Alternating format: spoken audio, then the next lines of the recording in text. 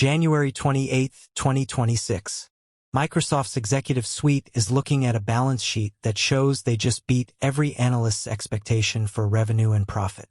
On paper, they won. But out in the real world, the stock is in a freefall. By the time the closing bell rings, $357 billion in market value has simply evaporated.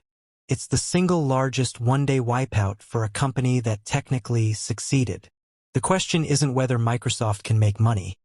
It's whether the market has finally realized they're spending billions to build a future that 98% of their customers are actively trying to ignore. To understand the scale of this collapse, you have to look at the height. In early 2023, Microsoft was the undisputed king of the AI hype cycle. They had the exclusive keys to OpenAI after a $13 billion investment that was hailed as the deal of the decade. They had 440 million commercial 365 subscribers, a captive audience larger than the population of the United States, already living inside Word, Excel, and Teams every single day. When Satya Nadella launched Bing Chat, he didn't just want to compete. He told the world he wanted to make Google dance. They were the first, they were the biggest, and they were the richest. This glitch system, and this is why Microsoft is finally getting what they deserve. The ascent was aggressive. Microsoft rebranded over 80 distinct products with the Copilot name. They weren't just adding a feature. They were claiming a new era of computing. Nadella famously said, "This is as significant as the PC was to the 80s. You will involve a Copilot to do all these activities and more." They even added a dedicated hardware key to new keyboards, the first change to the Windows layout in nearly 30 years. They were so confident in their dominance that they commissioned a Forrester study claiming a 367% ROI for businesses using their AI. The trap was set. They promised a civilizational shift, but they were delivering a glorified Clippy.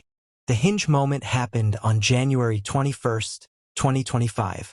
While Sam Altman stood on a stage with Oracle and SoftBank to announce the massive Stargate project, Microsoft was forced to make a quiet, humiliating disclosure.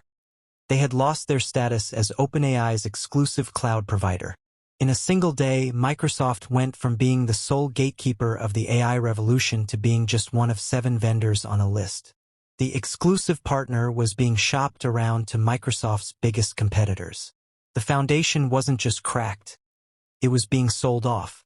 Analysts discover the $13 billion OpenAI deal wasn't mostly cash. It was Azure credits. Microsoft was essentially paying OpenAI's rent to itself and booking it as investment revenue. It was a house of cards that collapsed when OpenAI lost $11.5 billion in a single quarter, forcing Microsoft to absorb a $4 billion pre-tax hit. Despite the hype, only 2% of Microsoft's 440 million commercial users actually paid for Copilot. A Gartner survey revealed that 95% of companies that finished trials declined a full rollout. Users weren't just indifferent. They were annoyed. Microsoft launches Recall, a feature that takes screenshots of everything you do.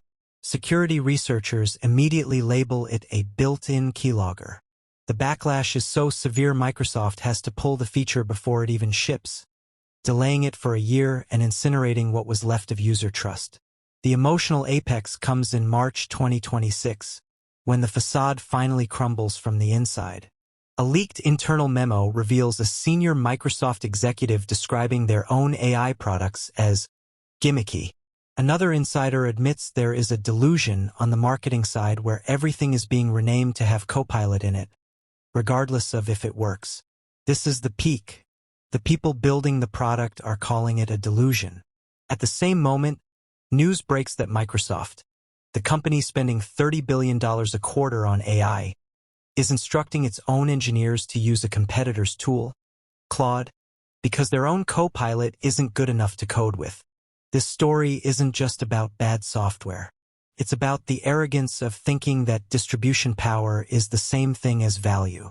Microsoft proved that you can own the desktop, the keyboard, and the cloud and still lose to a small startup with a better idea. They tried to buy a revolution, but they forgot that in tech, users choose the winner, not the company with the biggest checkbook. They spent more than anyone, moved faster than most, and yet they're still watching the future take shape from the outside. Microsoft didn't lose the AI race because they were late. They lost it because they confused spending with winning. As always, it's Glitch System, and I want to thank you all for watching today's breakdown. I'll see you guys on the next one. Peace.